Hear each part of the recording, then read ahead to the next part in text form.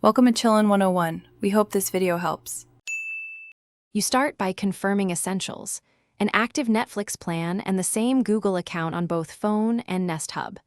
Once done, update the Google Home app and the Nest Hub firmware so features behave predictably.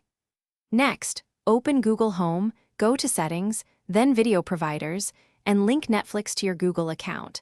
That step authorizes the Nest Hub to access your Netflix library. Do this now. Linking is the gatekeeper that lets you cast, or use voice commands to play content on the display.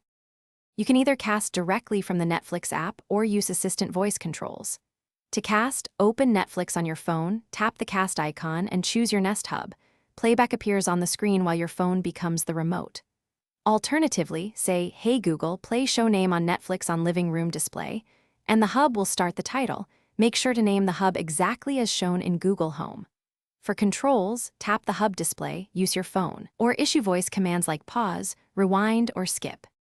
To finish, verify audio output and adjust volume on the Hub. Use the screen for subtitles and playback speed where supported. If something goes wrong, restart the Nest Hub and your phone, confirm both are on the same Wi-Fi network, and check Netflix remains signed in. If voice commands still error, unlink and relink Netflix inside Google Home.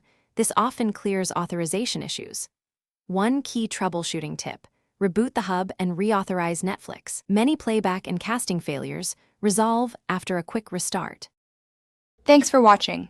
Consider subscribing if we helped you.